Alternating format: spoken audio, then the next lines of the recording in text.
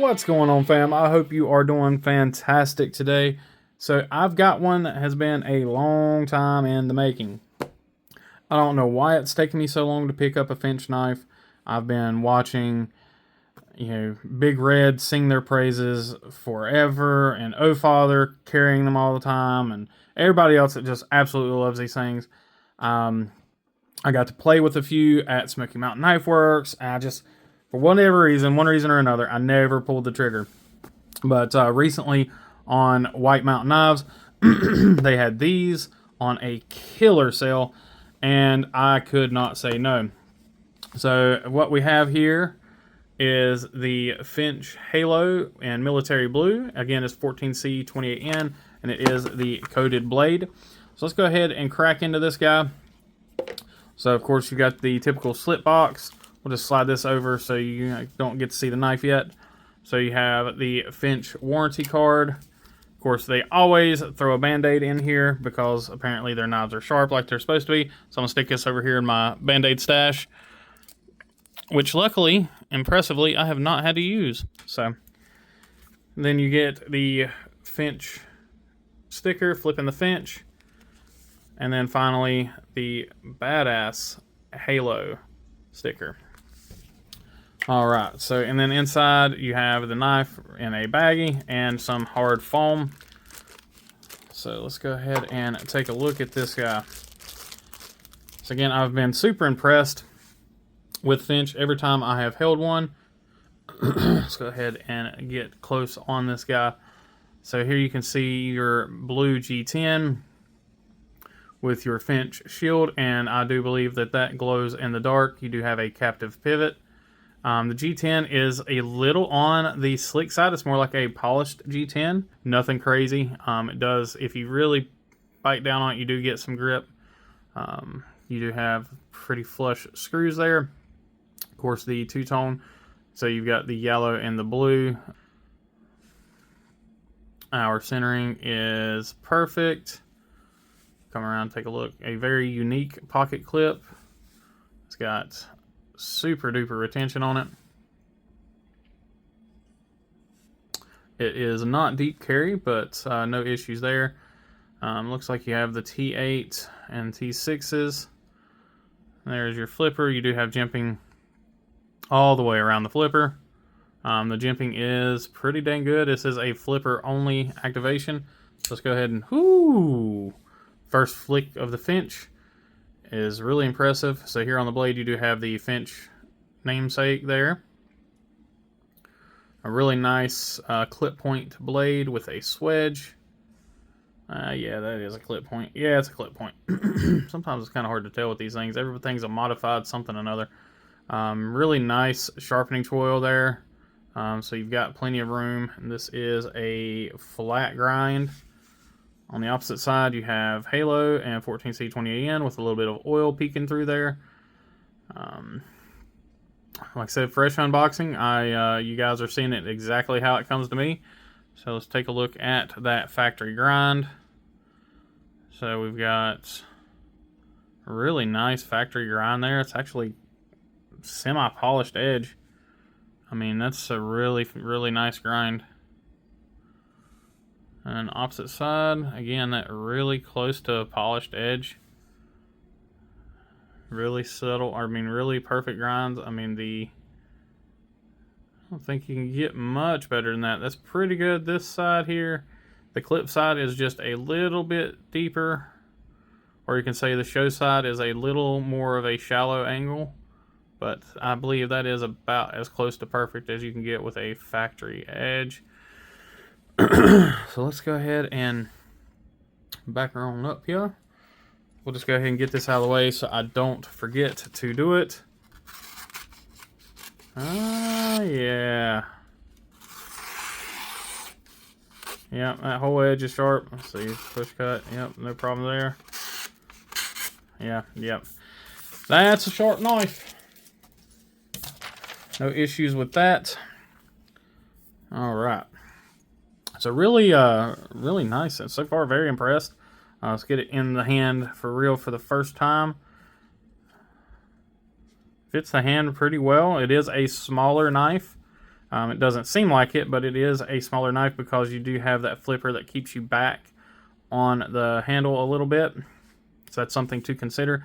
I have medium to large hands, depending on the glove, honestly. And, you know, it just fills the hand pretty well.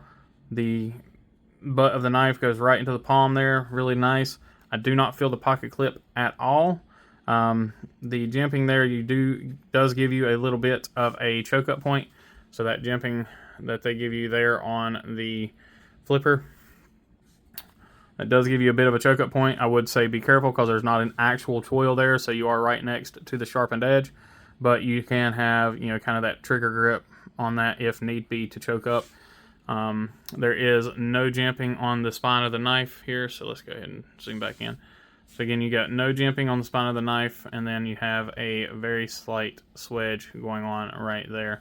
But again, zero jimping on the back of the knife, and it is an open pillar construction. So yeah, other than, honestly, this is going to be kind of a quick and dirty. I mean, it feels extremely comfortable in the left hand. And it's just as comfortable in the right. It's one of them knives where it's just it's not a crazy handle design. It's not a crazy blade shape. It just works. The action, let's see. You really can't fault that. That's actually ridiculously smooth for something. This knife is extremely light, or the blade is extremely light. So that's a really good action, especially for right out of the box. This is the first time this knife has been opened. It's the first time this knife has been flicked, or at least by me anyway. I don't know what they do for QC.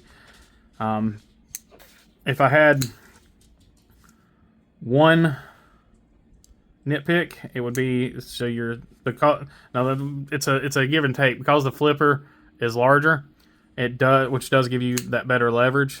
You have to have your thumb, or at least for me anyway. I got big old fat sausage fingers. I have to have my thumb down further on the lock bar to get past the detent to allow the knife to drop. Now, if I am closing it, manually, like that, it's not an issue. I can come up higher, break the detent, and my thumb gets kind of moved out of the way, and then I can close the knife. But if I'm just letting the blade drop, I have to have my thumb further down. But the detent's tuned perfectly. This is a sample size of 1 as always, or as most of the time. Sometimes I do have 2 different knives here, but I don't think I can fail it. Let's see. Oh, I can. So you can fail it, but you really have to try. It works really great as a push button, and then it works really great as just a standard flipper. This is one I have a feeling my wife is going to steal. She has, again, some limited strength and mobility in her hands. She crochets to help with that, but with knives, she does really well with flippers, and especially ones that are tuned really well. So I have a feeling, again, this is going to be one that Jaleesa will take, or I will get the pan, I'm sure. Your lockup is solid. It is a inset liner lock. So let's see if we can see that lockup. Let's see, get a little bit of light on the subject. There we go. So we are 100% locked up, and that's good with a thinner liner lock like that. You do want it to be the full liner, and there you can see your ceramic detent ball. And like I said, it is inset liner lock, which is one of my 3 favorite lock types. So for me, it is bolster locks, inset liner locks, and sub frame locks are my jam. I absolutely love those. I think they have always have the best actions, and they always have super easy lock bar access. Like even this one, this knife, doesn't seem like there's a ton of lock bar access, but again, I don't know what it is about those inset liners, but it just makes it where you can access really well. Tons of access room. Let's see if I can't make this guy glow. Let me grab a brighter light here. That's a little moving it much brighter, but should be bright enough to get us a little bit of glow action going on. So I am filming these filming this and the next couple of videos right before going to work. So again, forgive any noise. So I don't think you guys are going to be able to see that really. Hold on a minute. Let me pause this and we'll get some lights turned off. Give me just a second. All right, there you go. So now you can see the glowing Finch shield, which is really cool. Yeah, so I actually think that's a really cool part of this knife and this knife company. I think they do that with all of their knives. So let me get some more light back on the subject here. And yes, that's the easy and lazy way for me to turn my lights on and off. I just unscrew the light bulbs out of the chandelier.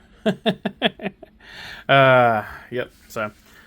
Alright, well, again, I don't have a whole lot more to say about this knife. It's a fairly simple knife. There's not a whole lot to it. It's just extremely comfortable in hand.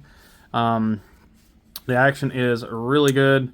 It's a nice hydraulic shut, which is really what I like. I'm not a huge fan of like the super guillotine, just super duper drop shut knives. Some of them you can't help it, like some of the big blade knives, like the XL Sheepdog, or for example the Clydesdale, and then I've got the Synapse XL. Those big blade knives, those are going, if they have a good action, those are going to be guillotines. There's no way around it. I mean, I guess you could put them on washers, or really tighten the pivot up to see what that does, but on those knives you're expecting it, so it's not a big deal. But on a normal size knife, I really like this kind of a hydraulic shut action where it just takes a little bit of a flick to get it to drop. So yeah, guys, as always, make sure to drop a like and a comment. I love talking to you guys in the comments. If you have any questions, concerns, anything like that. But from first impressions, this is not going to be my last Finch knife.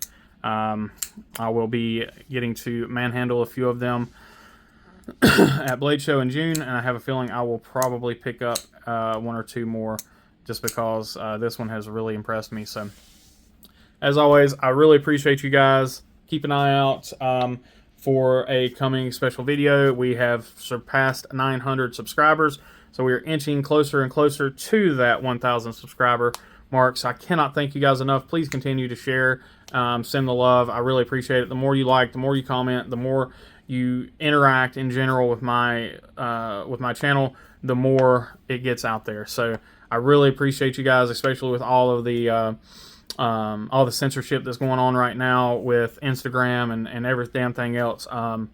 It's really difficult to spread the word. So without you guys sharing stuff, it doesn't happen.